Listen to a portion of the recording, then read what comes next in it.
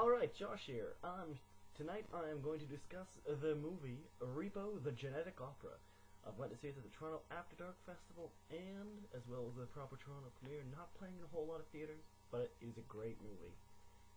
In short, if you want to stop here, if you have AED, go see it right now. However, at the same time, it is also a musical. So, for those of you that do not like musicals, you will likely hate this movie, though it does have some crossover appeal because it is a rock opera, pretending more to rock music rather than any fluffy numbers you would see in your average High School Musical 3 per se. Not to offend anyone that actually likes those fluffy numbers, I do too. Personally, I love musicals of all kinds, but just saying. There are a lot of males who I know would probably love musicals but don't give them a chance because they're stereotyped as cheesy love fests. Well, if you're one of those people, this is the movie you need to watch. Change your mind about that. Anyway, getting back on the topic, I'll discuss this movie in 4 sections, as I will all of my movies from now on. Story, characters and character development, the music, of course big on this one, and the sets, costumes, and CGI that may be included in it. The story for this movie is actually very good for a musical and could work as a movie all by itself even without all the music, but the music just enhances it. Anyway, the story is that in the mid-21st century, a massive organ failure occurs, killing millions of people, but a megacorporation called GeneCo arises to provide organ transplants. The problem is, if you do not make your payments, then the Repo men will come and take your organs back by force. It's a silly concept, but no odder than anything else out in theaters right now, and really, for a musical, it's quite something different. Without going into great detail, the main story aside from that background is largely just that one Repo man, his daughter, and the head of the GeneCo Corporation involved in kind of a Shakespearean tragedy. And the side players being the children of the head of GeneCo and a ghost from the past for the Repo man. When all said and done, it really isn't the best story in the world, but for a musical it's good, for a horror movie it's pretty good, and you know what, frankly, it kept me interested, which is a lot considering the majority of movies I've seen in theaters recently have frankly quite bored me to death. Eagle Eye? Don't even get me fucking started.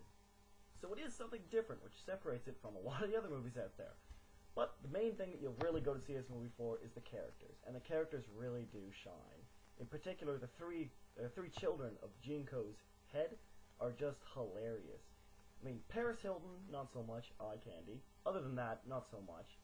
Pavi Largo, he is basically a slightly effeminate rapist who sings and wears other women's masks on his face, more like a postmodern Phantom of the Opera. It's really kind of funny, and it plays off as a running joke that he keeps stealing their faces, along with his brother Luigi Largo, who has an incessant rage and basically kills every single person in every scene he's in. It is, well, pretty twisted to be honest, but actually pretty funny if you're in that sense of humor.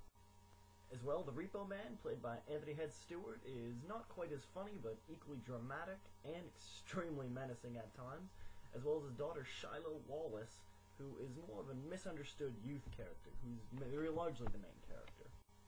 The last 2 characters you should be aware of are mainly the Grave Robber, played by Terrence Zdunich, which is actually one of the founders of the original play this movie is based on, and Sarah Brightman, who acts as Blind Mag, the one who can actually sing opera. Anyway, to be brief, I don't want to spoil any more, so I will just say that while it is not the best story, it is definitely one step above your average musical, horror movie, and general movie in that it's different, and it works. And now we come to the music at long last. The music in this movie is, to put it simply, eclectic. Oh, there's a lot of different influences here. There's some hard rock, there is some literal straight opera, not even in English, there's some punk rock in it, there's some kind of industrial goth music. It's all over the board, but you know what? Somehow it all works within the tone of the movie. It just fits the atmosphere so well.